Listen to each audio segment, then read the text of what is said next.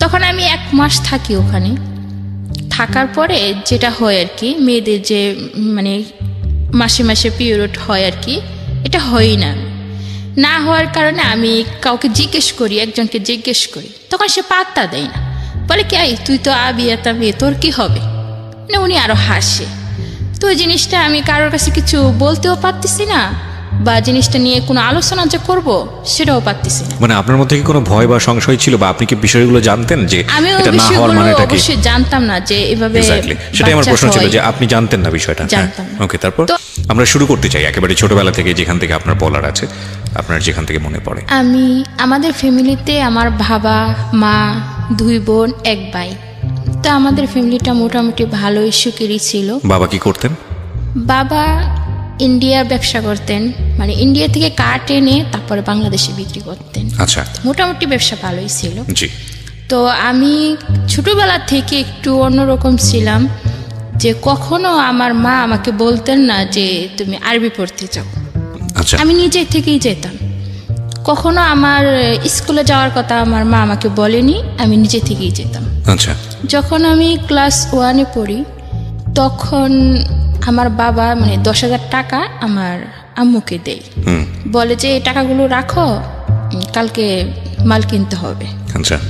তো আমার ভাইয়া আবার ওই দৃশ্য দেখে। তখন আবার আমার ছোট্ট একটা বোন হয়, 2 মাস বয়স। তো আমরা 3 বোন 1 ভাই।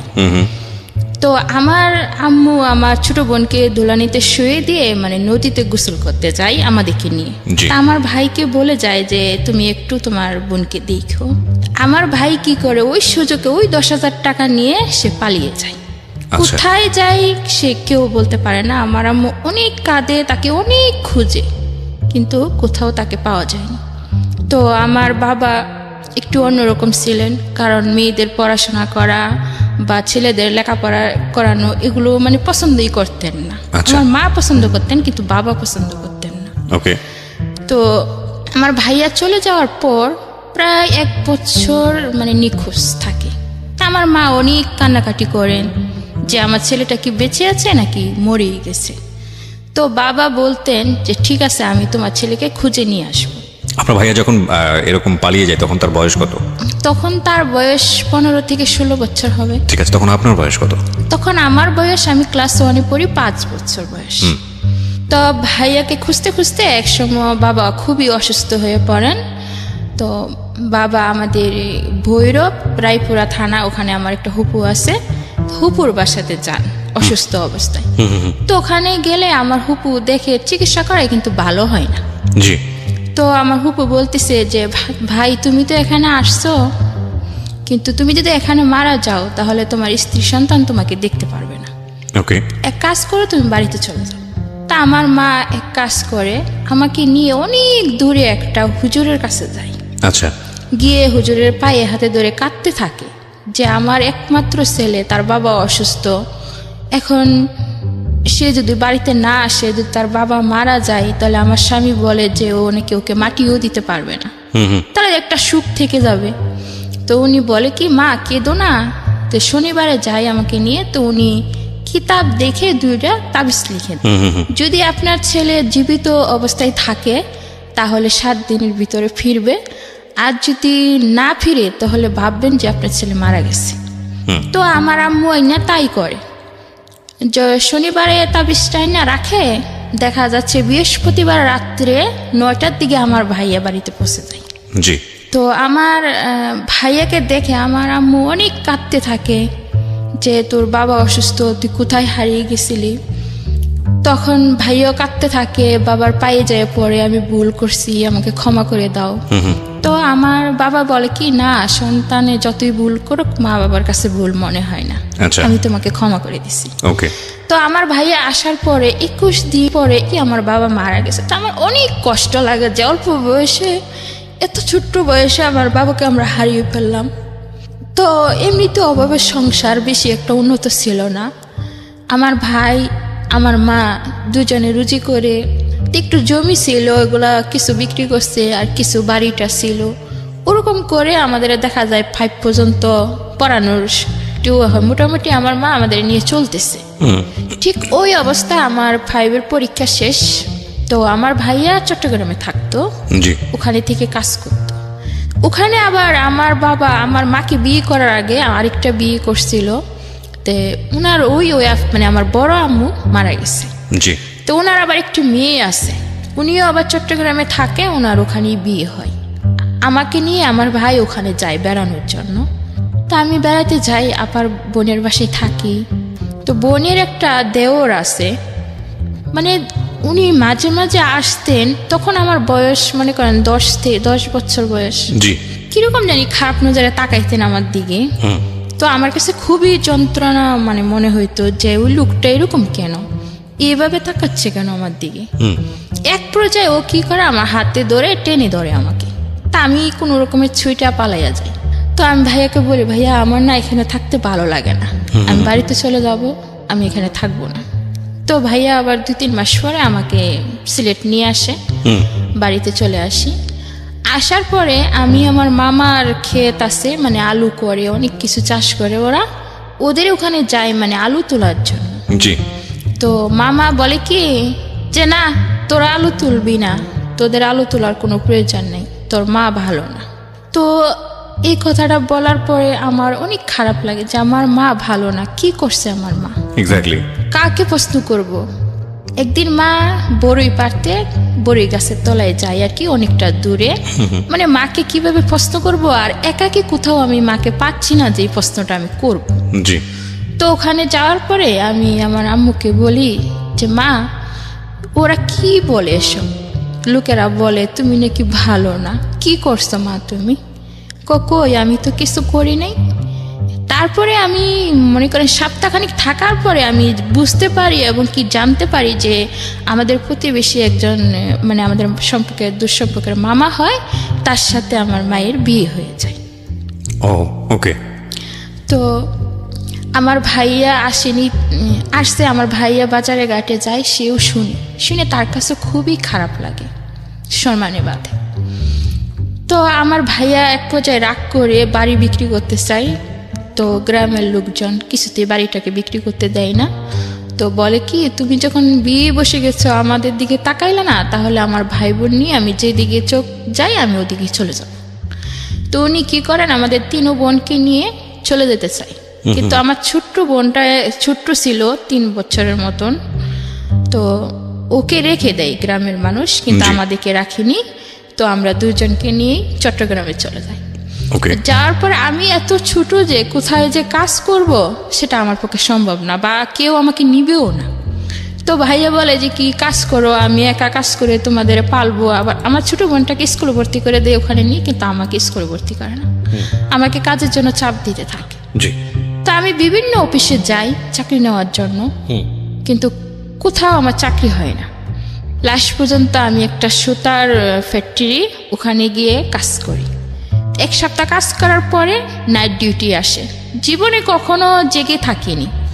তো আমি 2 দিন নাইট করার পরে কি হয় যে জ্বর আসে আমার শরীরে, প্রচুর পরিমাণ জ্বর আসলে কি করে, আমি শুয়ে থাকি ঘরের ভিতরে, আমার ভাই একটা লাঠি নিয়ে আসে আমাকে অনেক মারে, যে তুই শুয়ে আসিস ডিউটি ফালাইয়া, তারপরে তোর চাকরিটা কি থাকবে, এরকম বলে। তখন আপনারা কয়জন মিলে থাকতেন একসঙ্গে? আমার 2 বোন, মানে আমার ছোট বোন, আমি, আমার ভাই, 3 জন মিলে থাকতেন। 3 দিন মিলে, মানে চিটাগঙ্গে বাইজে মোস্তান, ওখানে থাকতাম। আচ্ছা, আর আপনার মা তো তখন বিয়ে হয়ে অন্য কোথাও চলে গেছে? অন্যের ঘরে চলে গেছে। ওকে। তখন আমার ভাইয়ার এই মায়ের আমি কিছুতেই সহ্য করতে পারিনি।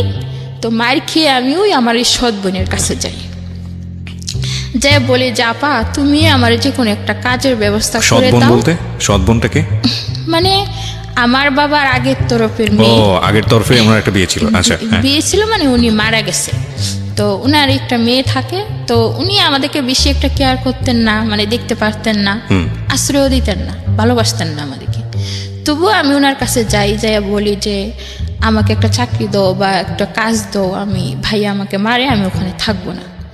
তো উনি কি করেন, ওনার একটা দুঃসম্পর্কের একটা মেয়ের সাথে মানে ফিশারিতে নিয়ে চাকরি দেয় আমাকে। আচ্ছা। ফিশারিতে চাকরি দেওয়ার পরে আমি কাজ করতে থাকি টানা সকাল 8টা থেকে রাত 8টা পর্যন্ত ডিউটি, 1500 টাকা বেতন। জি। তো ওখানে আবার থাকার কোয়ার্টার আছে, আবার ওখানে খাওয়া দাওয়ার মানে ব্যবস্থা ভালো, 600 টাকা মাসে কাটে। তো মেয়েদের সাথে ওখানেই আমি থাকতাম। তা আমার বোন কি করতো, আমার যে সৎ বোন আমাকে নিয়ে চাকরি দিছিল, উনি ওখানে যাইতেন, যে আমি চাকরি করতাম, উনি মাসে মাসে টাকাটা নিয়ে আসতেন। জি। তখন ওখানে আমাদের মেয়েদের সাথে পরিচয় হতে হতে তখন মেয়েরা আমাকে বলতেছে যে তুমি এত কষ্ট করে কাজ করো, এক সেট জামা কাপড় বানাইতে পারো না, কিছু না, তোমার বোন আসে টাকা নিয়ে যায়, এই মাসের থেকে তুমি আর টাকা দিবা না, আমাকে শিখিয়ে দেয়। তো ও আসে টাকার জন্য, আসলে আমি বলি কি না, তোমাকে টাকা দিব কেন, কষ্ট করে আমি কাজ করব আর তুমি টাকা নিয়ে যাবে, সেটা হয় না, আমি এবার জামা কাপড় বানাবো।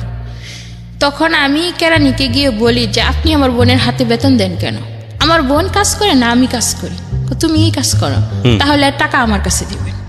তো ওরা কি করে, এক পর্যায়ে আমার বোন টাকা না পাওয়ার কারণে ও আমাকে জুতো দিয়ে ওখানেই মেরে আসে। আচ্ছা। তো আমার ভাই 3 মাস 6 মাস পর পর আমাকে দেখতে যেত, কিন্তু দেখতে যেত না, আসলে টাকা আনতে যেত। কখনো ভাবতো না যে আমার একটা ছোট বোন আছে, তার জন্য একটা জিনিস কিনে নিয়ে যায়, এরকম কিছু করতো না। তো সবাই বলতো তোর কেমন ভাই কেমন বোন, ওরা তোর কথা ভাবে না কখনো, শুধুই টাকা নিতে আসে। তো আমার মনে অনেক কষ্ট লাগতো, মাও হারিয়ে গেল, ভাইয়ারও এরকম করে, বোনও এরকম করে, আমি কার কাছে যাব, কিভাবে আমি জীবনে বাঁচবো। তো ওখানেই আমি থাকি, এইভাবে থাকতে থাকতে প্রায় 1.5 বছর থাকি। থাকার পরে ওখান থেকে না বের হতে দেয় না ছুটি দেয়। আচ্ছা, ক টাকা মাইনে পেতেন? 1500 টাকা। 1500 টাকায় সারা মাস এরকম পরিশ্রম করে? জি, 1500 টাকা। ওকে। তো ছুটি না পাওয়ার কারণে মানে আমরা এক সময় অনেকটা বড় হয়ে যাই আর কি।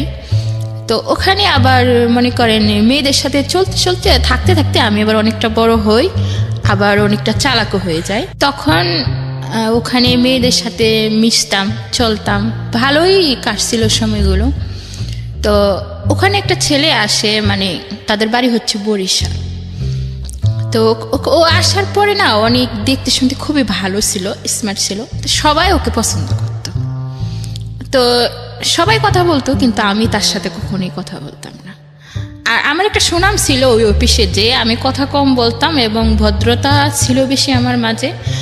যে ছাড়েরা আসতেন ওখানে, সব ছাড়েরা আমাকে বেশি স্নেহ করতেন এবং ভালোবাসতেন। তো ওর নাম ছিল লিটন, আমার সাথে আরেকটা মেয়ে ছিল, ওর নাম ছিল আকলিমা। তো নিজে নিজে চিঠি লেখে মানে আমাকে বলতেছে যে ওই ছেলেটা আমাকে একটা চিঠি দিছে। তো আমি বলতেছি ওই ছেলেটা তোমাকে চিঠি দিবে, আমি বিশ্বাস করি না। তো ও আমাকে হিট লাগাইতেছে যে আমাকে দিবে না তো কি তোমাকে দিবে, আমাকে হ্যাঁ আমাকে দিবে। ছেলেটার নাম কি ছিল? লিটন। লিটন, ওকে।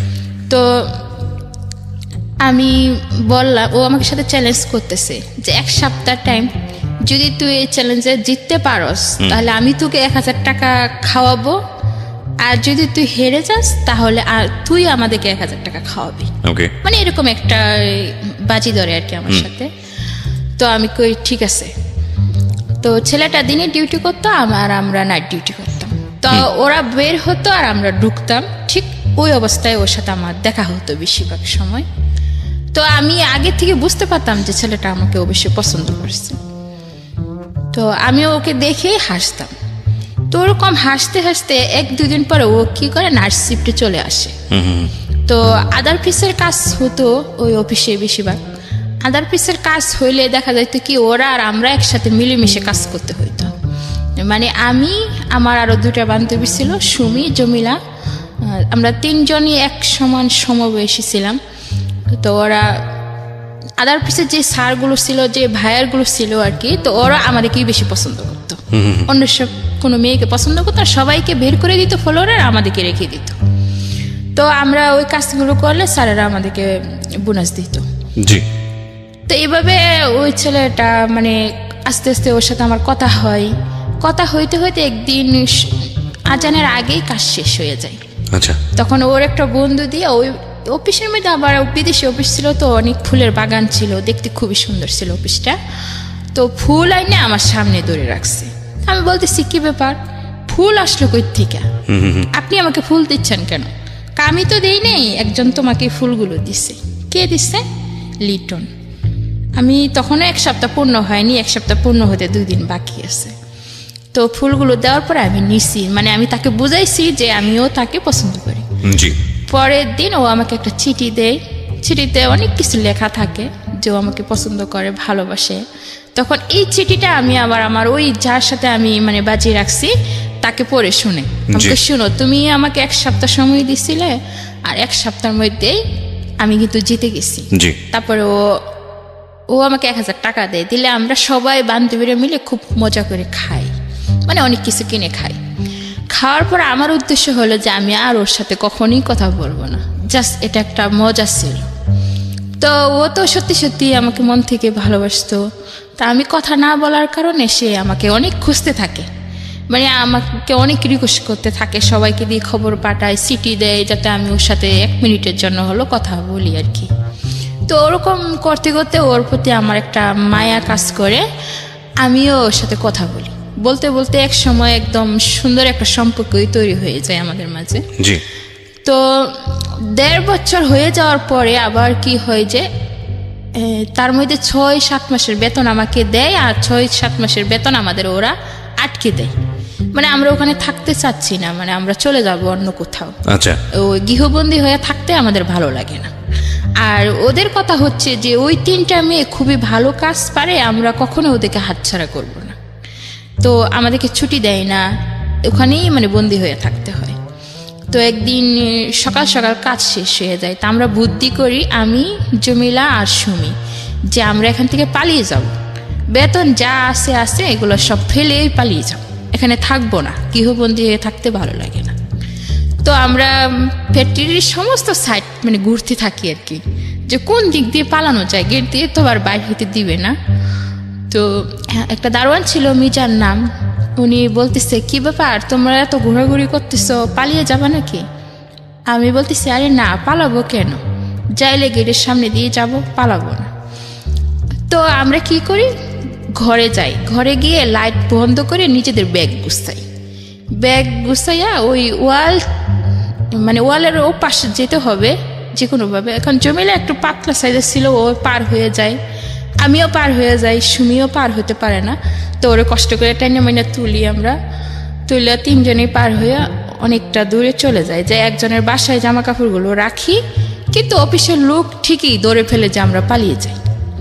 তো আমরা যাই মেন রোডে উঠি, ওরাও অফিসে মানে গেট দিয়ে যায়, আর আমাদের সামনাসামনি হয়ে যায়। এখন আমরা খুবই ভয় পাইতেছি যে ওরা তো আমাদেরকে এখন ধরে নিয়ে যাবে, এখন কি করব। তো রিক্সাওয়ালাকে বলি যে আমাদেরকে নিয়ে যান, ওনারা নেই না। বাসওয়ালাকে বলি যে আমাদেরকে নিয়ে যান, ওনারাও নিচ্ছেন না। তখন আজানের পর